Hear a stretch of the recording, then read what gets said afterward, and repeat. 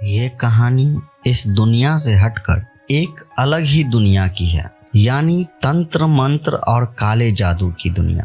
एक महिला जो किसी और को वश करने के लिए काले जादू का सहारा लेती है, लेकिन ये दाव उस पर ही भारी पड़ जाता है और इस काला जादू के वजह से ही अपना जान गंवा देती है। लेकिन ऐसी कौन सी वजह थी जो उस महिला को काला जादू का सहारा लेना पड़ा, और ऐसी कौन सी गलती की जिसके वजह से उसकी जान चली गई? चलिए जानते हैं इस वीडियो में आगे बढ़ने से पहले अगर आप हमारे चैनल पर नए आए हैं तो चैनल को सब्सक्राइब जरूर कर ले, ताकि हमारा हौसला बढ़ता रहे और आपके बीच ऐसे ही कहानी लाते रहें। तारीख थी 4 फरवरी 2019 की। सुबह का समय था। राजस्थान के डूंगरपुर जिले में एक जगह है उदयपुर के मयूर कॉम्प्लेक्स के सेक्टर 4 में ओम प्रकाश शर्मा और उसकी पत्नी चारुलता शर्मा रहती है। चारुलता 49 साल की है और वो लेक्चरर है। चारुलता के मोबाइल पर एक फोन आता है। ये उसकी छोटी बहन की बेटी हेमाश्री का था। हेमाश्री मात्र 12 साल की है। वो बताती है कि माँ कल रात से ही गायब है। कल रात उन्होंने 11:30 बजे ये कहकर निकली कि 1 घंटे में वापस आ जाऊंगी। वो अपना कार लेकर घर से निकली थी। चारुलता कहती है कि तुम फिक्र मत करो, मैं कुछ करती हूँ। वो फौरन सागवाड़ा पुलिस स्टेशन जाती है और ऋचा की गुमशुदगी की रिपोर्ट लिखवाती है। पुलिस जब इस केस की छानबीन करती है तो पता चलता है कि ठीक पिछले रात यानी 3 फरवरी को देर रात उदयपुर के कंडोला मोड़ पर पुल के पास कुछ लड़कों ने एक महिला की लाश को देखा था। पास से ही नदी भी बहती है और कुछ दूरी पर एक कार भी पलटी हुई थी। जैसे लग रहा हो कि यहाँ एक्सीडेंट हुआ है।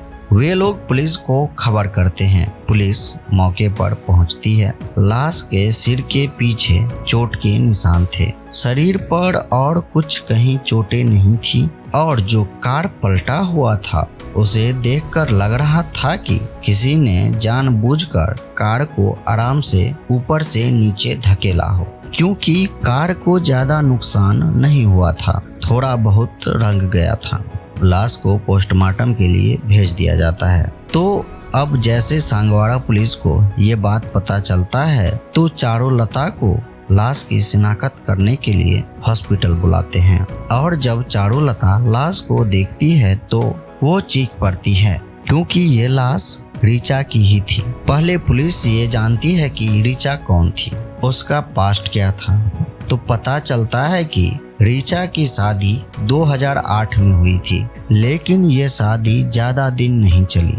शादी के 4 साल बाद ही दोनों ने डाइवोर्स लेने का फैसला लिया, लेकिन तब तक इनको एक बेटी हो गई थी। अब ऋचा अपनी बेटी के साथ मायके में ही रहने लगी और तलाक के 4 साल बाद ऋचा ने मुंबई के एक लड़के से शादी कर ली और ऋचा की जो बेटी है वो अपने ननिहाल में ही रहती थी।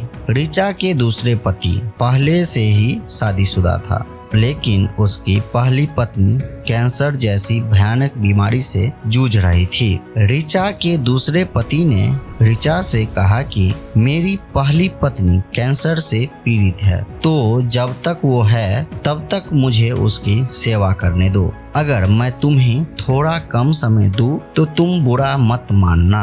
वो अक्सर हॉस्पिटल के चक्कर काटते रहता और ज्यादातर उसके साथ ही रहता था। इसके वजह से ऋचा परेशान रहा करती थी। ऋचा महीने में 1-2 बार उदयपुर आया करती थी अपनी बेटी से मिलने के लिए। तो पुलिस का पहला शक ऋचा के पहले पति पर गया। जब उससे पूछताछ किया, उसके बोलने से ऐसा कहीं नहीं लगा कि इस सब में उसका हाथ है, क्योंकि तलाक दोनों की मर्जी से हुआ था और इस दौरान इन दोनों में कोई झगड़ा नहीं हुआ और न ही कभी मिलना हुआ। फिर ऋचा के दूसरे पति के बारे में पता किया तो उसमें भी कोई ऐसा सबूत नहीं मिला जिससे लगता हो कि ऋचा के दूसरे पति ऋचा की हत्या कर सकता हो। अब शक की सुई ऋचा के भाई पर जाता है, क्योंकि ऋचा के पिता प्रॉपर्टी का एक बड़ा हिस्सा ऋचा के नाम कर दिया था। ऋचा डाइवोर्सी थी, तो पिता ने सोचा कि पैसे रहेंगे तो आगे का रास्ता आसान हो जाएगा। तो हो सकता है कि प्रॉपर्टी के लिए भाई ने ही ऋचा का हत्या कर दिया हो, लेकिन इस केस में भाई का भी कोई योगदान नहीं निकला। तब पुलिस को याद आया कि जहां ऋचा की लाश मिली थी उसके आसपास तंत्र मंत्र जैसी सामान मिले थे, जैसे सिंदूर विभूत जैसे सामान मिला था। तो पुलिस ने इस केस को दूसरे एंगल से देखना शुरू किया। सोचा कि हो सकता है कि ये खून के तार तंत्र मंत्र और काला जादू से जुड़ा हो, क्योंकि उस जगह पर काला जादू काफी चरम सीमा पर थी। पुलिस वहां के जाने माने तांत्रिकों से मिलते हैं और पूछताछ करते हैं। वहां पर एक जाना माना तांत्रिक था, प्रदीप। पुलिस ने एक और बात गौर की कि जब ऋचा की लाश हॉस्पिटल में था तो एक आदमी अक्सर आता था। वो आदमी था प्रदीप। अब पुलिस प्रदीप से पूछताछ किया तो बताया कि वो मेरी शिष्या थी, वो मुझसे पूछे बिना कुछ नहीं करती थी। पुलिस प्रदीप के बारे में पता करता है तो उसके बारे में सब कोई अच्छा ही बोला। उस इलाके में प्रदीप की भक्तों में काफी चलती थी और प्रदीप का कोई क्रिमिनल बैकग्राउंड भी नहीं था। अब पुलिस को कोई कड़ी नहीं मिल रही थी, तो ऋचा की 12 साल की बेटी से बात करते हैं तो वो बताती है कि 3 फरवरी की रात करीब 11:30 पर अचानक माँ कहती है कि मैं 1 घंटे में वापस आ जाऊंगी। जनरली वो रात को कभी नहीं जाती थी और जहाँ ऋचा की लाश मिली वो जगह घर से करीब 30 किलोमीटर दूर थी। अब पुलिस ये पता लगाने में जुट गई कि ऐसा कौन सा काम था जो इतनी रात को ऋचा यहाँ आई थी। पूरा केस तंत्र मंत्र से जुड़ा हुआ था। क्राइम सीन पे भी तंत्र मंत्र का सामान मिला था और पुलिस की तफ्तीश प्रदीप पर जाकर रुक जाती थी। ऋचा सभी फैसले प्रदीप से पूछकर ही लेती थी। तो एक पुलिस ने सोचा कि तुक्का आजमाया जाए। तो पुलिस प्रदीप को बुलाता है और कहता है कि हमें सब पता चल गया है, इस खून के पीछे तुम ही हो। प्रदीप घबरा गया और कहने लगा कि मैंने ये सब नहीं किया, लेकिन जब शक्ति से पूछते हैं तो वह तोते की तरह बोलने लगता है। ऋचा का जब तलाक हुआ तो काफी समय तक उदयपुर में ही रही थी। फिर मुंबई में शादी होने के बाद उदयपुर कभी कभी आती थी और ऋचा की बेटी अपने नाना के घर रहती थी, क्योंकि शायद ऋचा का पहला पति बेटी को नहीं रखना चाहता था। ऋचा की बेटी जिस स्कूल में पढ़ती थी उसका एक ऑनर था भूपेंद्र। उसकी बेटी काफी दिनों से वहां पढ़ती थी तो भूपेंद्र से अच्छी जान पहचान हो गई थी। धीरे धीरे ऋचा के उससे अच्छी दोस्ती हो गई। उसके घर भी आना जाना शुरू हो गया। एक दिन भूपेंद्र को पैसों की दिक्कत हो गई तो उसने ऋचा से मदद मांगी तो ऋचा ने उसको 30 लाख रुपए ब्याज पर दे दिए। अब हर महीने ब्याज की रकम ऋचा को मिल रहा था। कुछ साल बीते लेकिन भूपेंद्र का हालत ठीक नहीं हुआ। हर महीने एक मोटी रकम ब्याज के रूप में ऋचा को देना पड़ रहा था।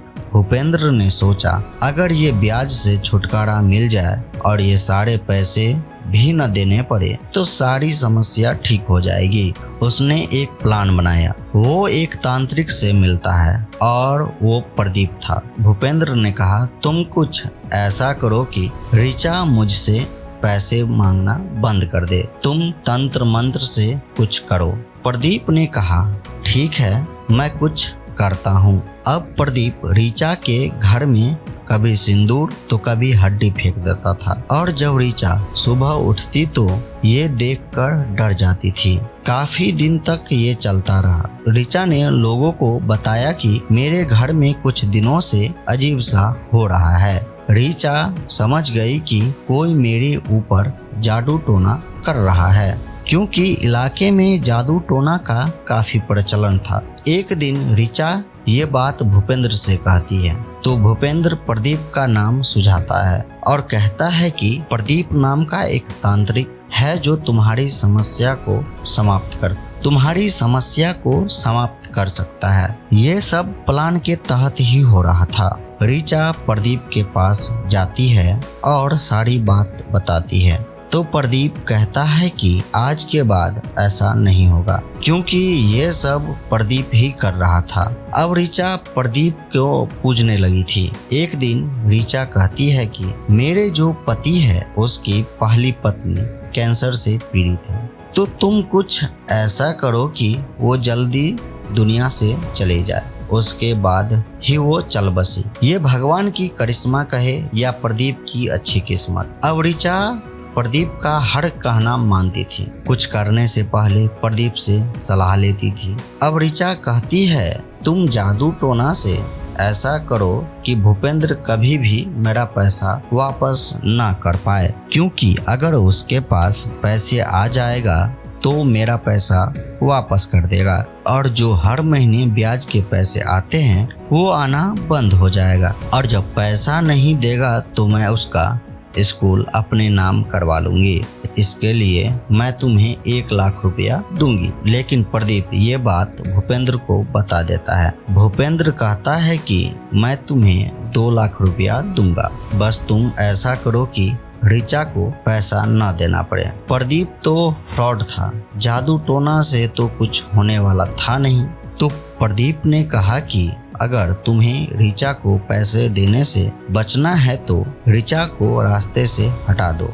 प्लान बनता है। 3 फरवरी की रात को प्रदीप ऋचा को कॉल करके कहता है कि एक अनुष्ठान करना है तो तुम अभी आ जाओ। ऋचा पुल के पास आती है। प्रदीप पुल पर ही पहले से इंतजार कर रहा था। ऋचा गाड़ी से बाहर निकलती है तो भूपेंद्र पीछे से ऋचा के सिर पर भारी पत्थर से वार कर देता है और ऋचा वहीं पर दम तोड़ देती है। दोनों को हिरासत में लेकर उसे न्यायिक हिरासत में भेज देते हैं। जादू टोना एक ऐसी विधि है जिस पर पढ़े लिखे लोग भी विश्वास कर लेते हैं। अगली बार जब ऐसी कोई बात हो तो अच्छे से जांच पड़ताल करके ही किसी पर भरोसा करे, क्योंकि कभी कभी ये जानलेवा हो सकता है। इस कहानी को सुनाने का मकसद किसी का दिल दुखाना, दुख पहुंचाना नहीं है, बल्कि आपको जागरूक करना है। बाकी ये कहानी सुनने के बाद आपकी क्या राय है कमेंट बॉक्स में जरूर बताएं।